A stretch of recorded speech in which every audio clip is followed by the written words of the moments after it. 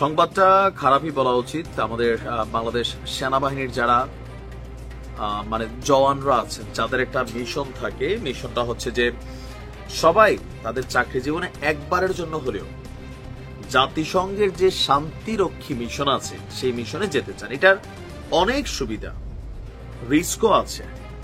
যেমন পৃথিবীর যে দেশগুলোতে ধরেন আইনের অবনতি ঘটে যায়, সন্ত্রাসী জঙ্গিরা বড় একটা আকার ধারণ করে ফেলে, ওই দেশের সরকার সে দেশে শান্তি শৃঙ্খলাকে স্থাপন করতে ব্যর্থ হয়, তখনই জাতিসংঘের কাছে তারা আবদার করে।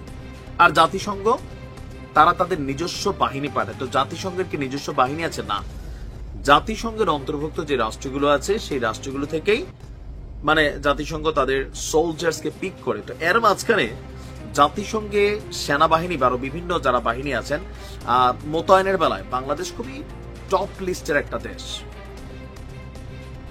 এখন এই মিশনে গেলে লাভটা হয় কি, বিশাল একটা স্যালারি আসে।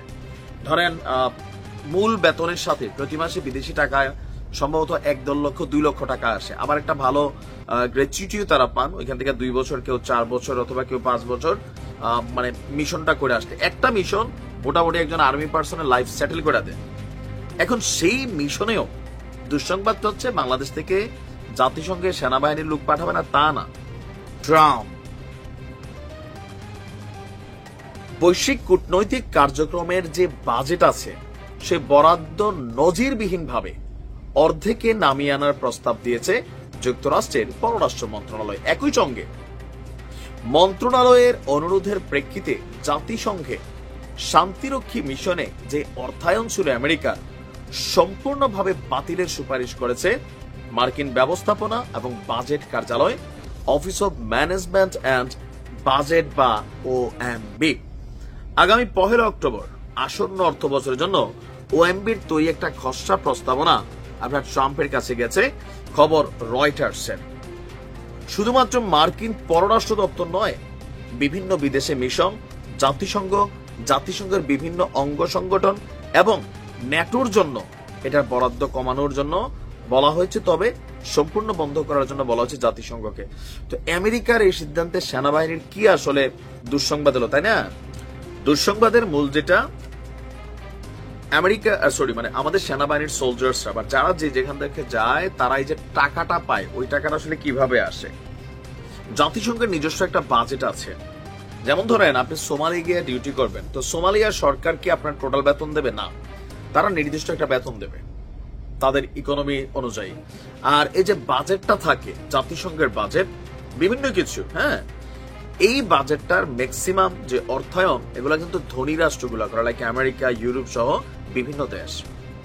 এখন আমেরিকার অর্থায়নটা সবচেয়ে বড় হয়। আপনি দেখেন না যে সারা পৃথিবীতে যখন ট্রাম্প এই শুল্ক আরোপ করলো তখন আমরা দেখলাম, আপনি নিজেও জানেন আমাদের বাংলাদেশ আর্মিতে, সেনাবাহিনীতে, নৌবাহিনীতে কত কিছু আমেরিকাতে দাতা দেশ হিসেবে আমেরিকা অলওয়েজ টপ, যার কারণে এগুলো এখন ভাবসাব নেওয়া সুযোগ পাচ্ছে।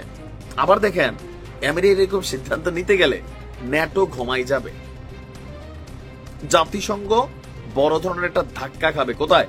বন্ধ হবে না, কিন্তু স্যালারিগত জিনিসটা এখন যেখানে হয়তো $1000 পাচ্ছে, এটা চলে আসবে $500 বা সামথিং $600। তাহলে আপনি চিন্তা করেন টোটাল মিশনে কতগুলো টাকা লস হবে। কারণ আমেরিকার ফান্ডিংটা পৃথিবীর সব সেক্টরে সর্বোচ্চ। যেমন ন্যাটোতে আমেরিকার ট্রাম্পের বক্তব্য যে আমেরিকা একলাই নাকি 80 থেকে 90% ফান্ডিং করে, আর বাকিরা সবাই মিলে 29-30টা দেশ 10 ভাগ দেয়। আমেরিকার বক্তব্য যে আমরা ফান্ডিং করতাম না, তোমরা যে লড়াই করো, আর যদি করতে হয় প্রত্যেককে বাধ্যতামূলক এত টাকা করে এখন দিতে হবে, তাহলে ন্যাটো টিকা থাকবে, আমেরিকা ন্যাটোর সাপোর্ট দিবে, অন্যরা বাধ্য। তদ্রুপ জাতিসংঘ আরো বিভিন্ন খাত, মানবিক বিভিন্ন ইস্যু ট্রাম্প বন্ধ করে দিচ্ছে। যদিও এগুলো নিয়ে নানান সমালোচনা আছে, জাতিসংঘ থেকে বিষয়টাকে আবারও রিভিউ করার জন্য মার্কিন সরকারের কাছে আবেদন করা হবে, নানান প্রতিক্রিয়া বা পরবর্তী ব্যবস্থা নেওয়ার জন্য সর্বোচ্চ চেষ্টা হবে। কিন্তু ট্রাম্প কতটুকু মানে, আবার এমনও দেখছি সিদ্ধান্ত নিয়ে আবার সৈরাও আসে বস হিসেবে একটু ফিল করার জন্য, এরকম হইতে পারে। বাট